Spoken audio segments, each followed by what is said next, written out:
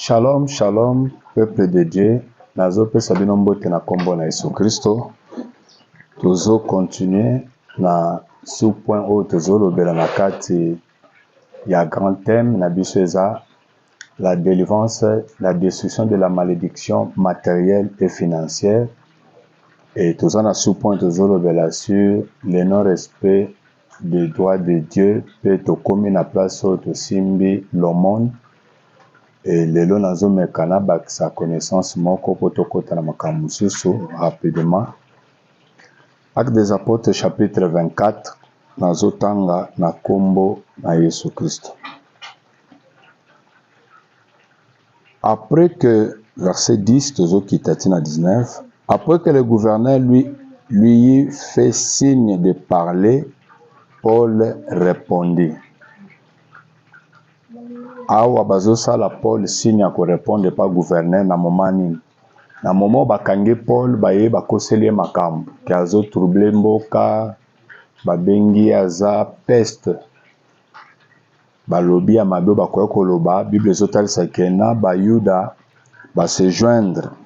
Na verset 9, les juifs se joignirent à l'accusation soutenant que les choses étaient ainsi, que apôtre azosala mabe nde baye na makambo na jugement na bango ti epa ya gouverneur. Nde gouverneur azopesa apôtre Paul moyen ya koloba.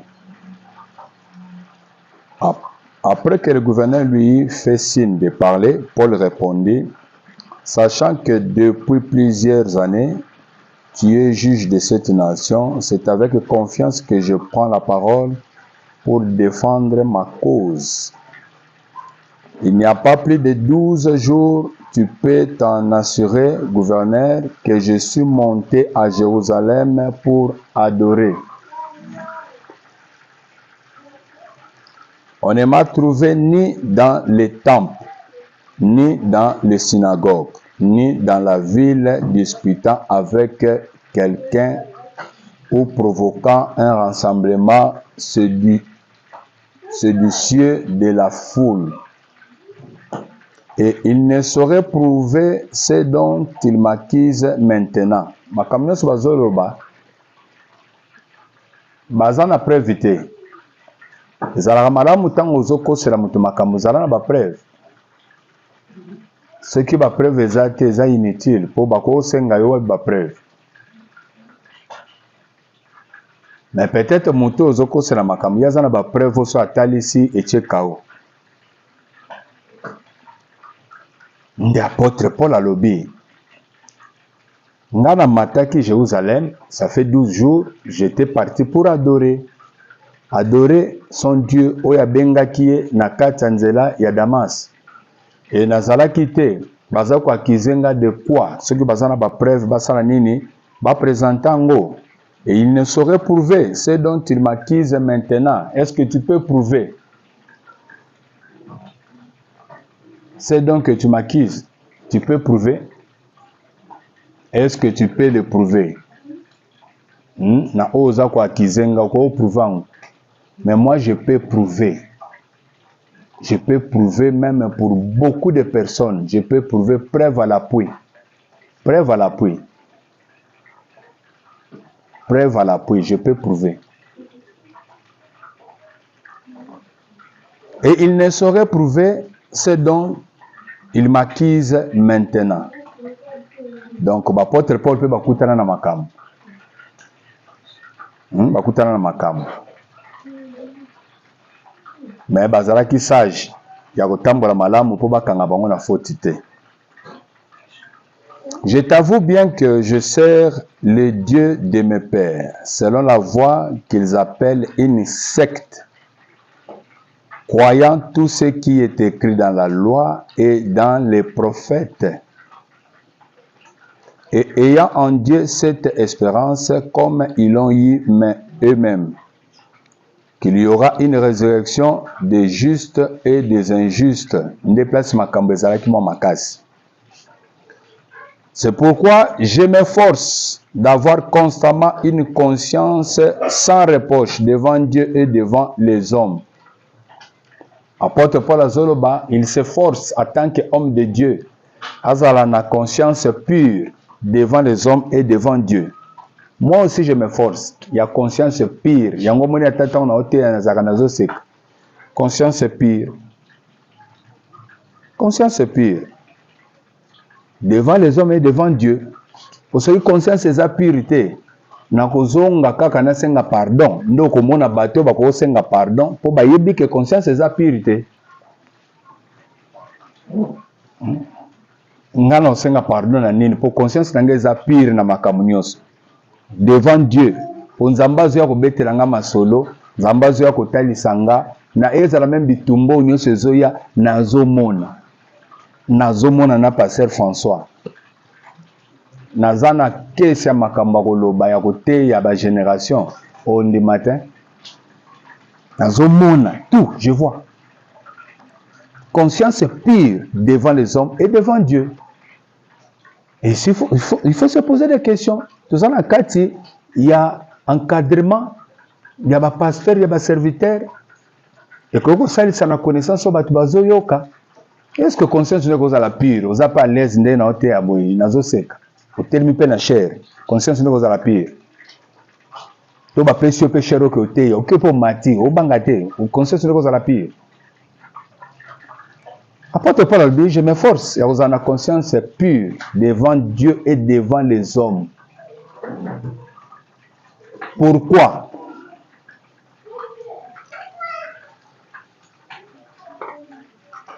C'est pourquoi je m'efforce d'avoir constamment une conscience sans reproche devant Dieu et devant les hommes.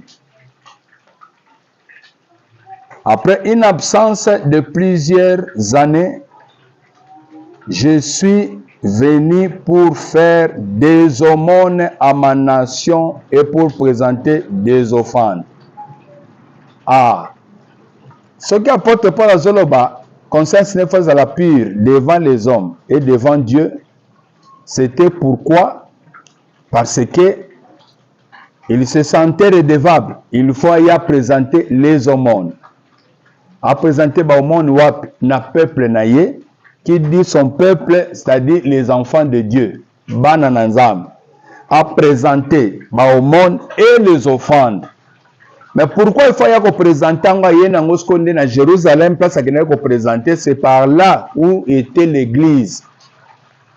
Pour offrande la pesa kango na bisité, o pesa na bisu po yoki mutazo teya, ezo kabeli donc à kopesier. Pour se prendre le localobi. Mais les offrandes, ça se donne à l'église. Selon qu'il est écrit, les offrandes dans l'église, yo koutine même la katabis, ozana 10 mina yo, pesa na sambele la yo, yetendo ko pesa. Boko zana ba mettre belé pour ya bimi mettre na kati nzela tangi sur eloko. Mais Bible le dit vous avez seulement un père spirituel. Yo za papa molimo te. O ka ko kutene na balabala na bisi nda ko mba mo papa molimo pese dim. Te dim ba pesa ke pas papa molimo. Ce qu'apôtre Paul se reproche, na boyi nazana na conscience moko reprocher devant les hommes même devant Dieu. C'est que ça n'a pas tout moussous. Bazana conscience moko suye même devant les hommes comme ça. Moutinyo soyebi que oza mutamabe, mutamutema mabe. Nzamba yebi que oza mutema mabe. Batu pe ba yebi que yete. Mutema mabe. Et puis batu bazo maudire toujours osuka mabe. Osuka mabe, batu bazo continuer toujours koloba osuka mabe. Est-ce que ça t'arrange? Pourquoi peut se mettre pas Christ c'était pour ça la malade? Aux en a conscience mon pire devant les hommes et devant Dieu. Moi je prêche calmement parce que ma verset n'a touché n'a pas expérience à vie nanga. J'ai pleinement raison. Conscience nanga est pire devant les hommes. Au condamné nani. Devant Dieu, aux condamné nani. Nganzamba loba mukiri mwendo landangai. Banda kwendimaka amen. Nisiko na échoué nani. Na échoué nani. Zelanga na lamba oya ngande nga mutu nakena zu église maboko ngande lambi muta akoti na katite maboko nange lambi ngam na zu place na futi contrat bongo juger na simotala je vais échouer ou je vais réussir. Ah, nako bato nakata.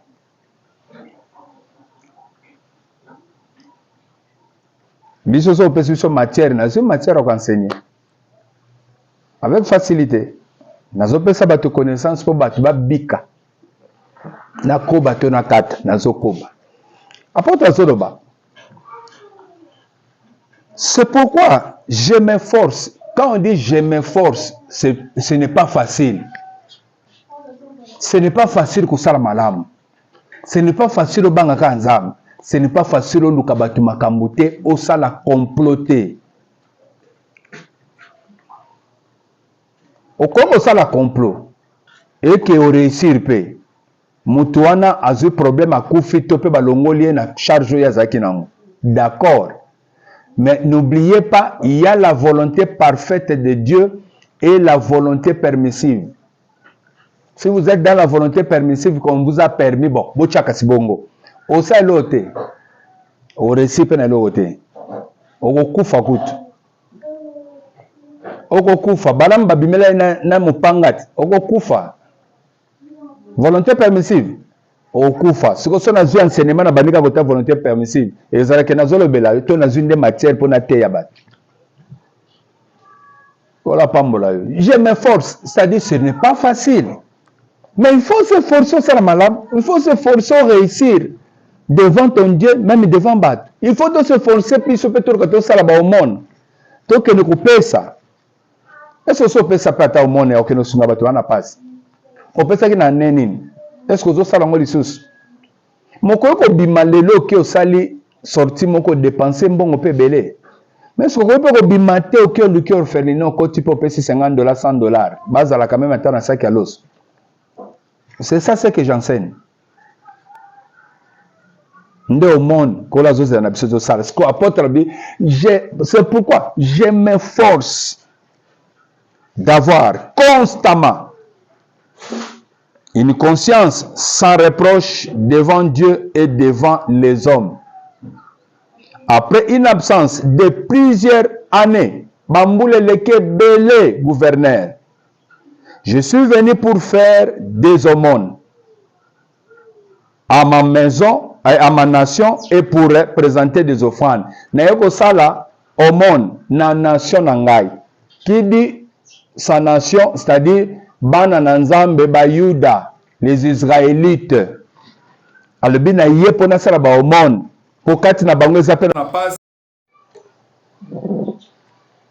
C'est alors que quelques juifs d'Asie m'ont trouvé purifié dans les temples sans attroupement ni tumulte.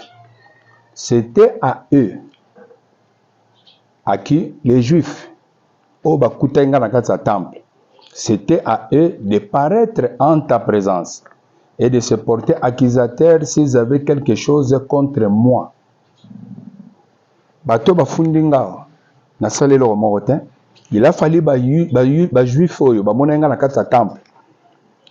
Bango ne fallait ba refundanga par rapport à ba juif oyo bazo fundanga awo. Il a fallu ba juif wana na temple.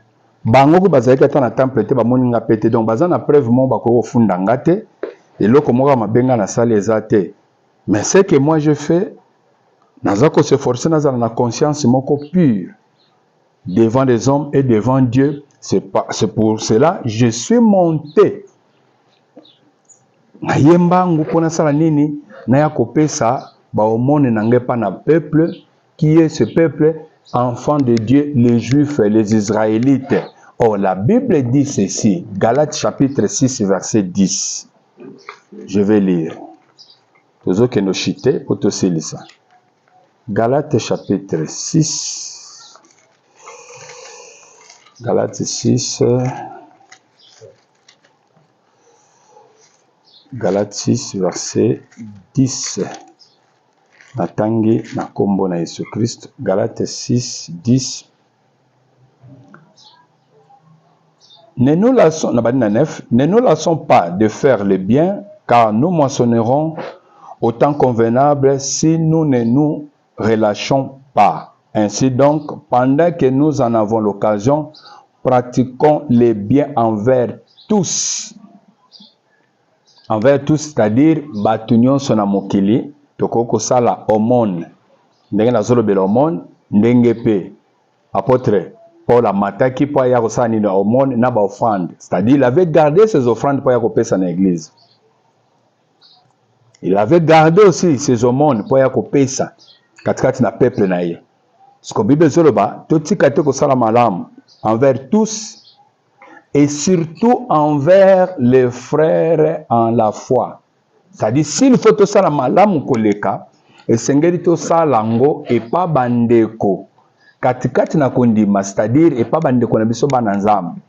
Tout ça na kati à église, tout ça na kati na assemblée. Ozokuta bandeko muso baza na situation bien te. Ozokuta bandeko muso situation na bango za médiocre. Mais yo ozanango pe mingi koleka. Papa ozotaloko osombele ba pantalon te. Atana okena ba Dubai, omona yango en douzaine. Okosoma ba douzaine to yepo kabelie. Akoni ba mona bilambe bela komo bima pe propre kati na église. Faire du bien, surtout et kati na bandeko dans la foi. O tozana bango na kati na kosambela. Ça dit toko pesa na biso libanda. Toko mema pe na ba orphelinat to consort. Mais na kati na église ezana ba pauvre na biso muso bazana kati na église bandeko na biso muso bana ba situation bien te na moment ko ozala balobi département ya social il faut que nous sunga boy département boy il faut que nous sunga faut to kangisa biloko faut to pesa bat faut to kangisa faut to pesa ba orphelin to sala boy oza censé à obéir po ezana kati ba droit nzambe quand tu ne fais pas ça nzamba ko réclamer yango. C'est pourquoi la Bible dit quoi na clôturer à ta place wana Romains chapitre 2 nazobanda na verset 9 tina kita na 7 na 16 pardon. Romains chapitre 2 verset 9 nazokita. Tribulation et angoisse sur toute âme d'homme qui fait le mal. C'est-à-dire ba onyo basala kamabe âme nyonso esala kamabe tribulation pe angoisse ndeza le futi na bango. Tribulation et angoisse sur toute âme d'homme qui fait le mal. Bato nyonso balukaka kosala mabe basalaka mabe na banani zamba zoloba bakokuta na kala na tribulation na vie na bango. Tala sikoyo bato nini esengelo sala mabe te tango osali bango mabe tribulation ke landa yo pe bangoisse.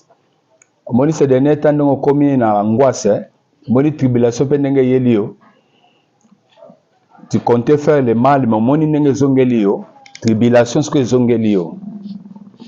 Est-ce que ozo monango o lukako sala pa tu mususu zongeli pe yo.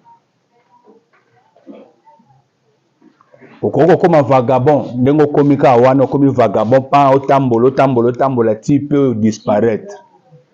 Pona nini bato ko sala mabete, tribulation et angoisse. Sur toute âme d'homme qui fait le mal, sur les juifs, premièrement, au biso tozaba yuda spirituel. Nga mu yuda spirituel, ozolu ko sala nga mabe. Ozolu ka tribulation pe bangwasa na vie na. Tribulation pe angoisse. Premièrement, aux juifs, puis pour les Grecs, c'est-à-dire, Bayuda, so ça va m'aboser un problème. Les Grecs, Batunion, sur la nation, au bandimeli, au sali bango mabe, aux yeux problème. Tribulation que l'anda, bangois c'est que l'anda. C'est ça la promesse de Dieu. Car devant Dieu, il n'y a point d'acception des personnes. Tous ceux qui ont péché sans la loi périront aussi sans la loi. Batunion soyo basumuki bayebi makamanzambete, batamboli sono lo banzambete. Bakokufa, batunyo so basumuki bakokufa aussi sans la loi, périront aussi sans la loi. Et tous ceux qui ont péché avec la loi seront jugés par la loi. Yom tozo sumuka, oza déjà na miboko nzambo oyibi ke ko sala mabete, oyibi ko ko sumuka te, ko boya te osala au monde nde tozo lobela. Yo po ko zala juger selon cette loi. Po yebi déjà makamanzami ndenge na tei. Ce ne sont pas en effet ceux qui écoutent la loi qui sont justes devant Dieu. Pose à l'église, oyoki Nous avons juste devant Dieu. Et ça pour la beauté. Mais ce sont ceux qui la mettent en pratique qui seront justifiés. Quand vous allez justifier. Quand les païens qui n'ont point la foi font naturellement ce que prescrit la loi, ils sont et qui n'ont point, ils sont et qui n'ont point la loi, une loi pour eux-mêmes, c'est-à-dire respecter déjà mon bébé. Ils montrent que l'œuvre de la loi est écrite dans leur cœur. Leur conscience en rend de témoignage et leurs pensées s'accusent ou se défendant tour à tour. C'est ce qui paraîtra au jour où, selon mon évangile, Dieu jugera par Jésus-Christ les actions secrètes des hommes.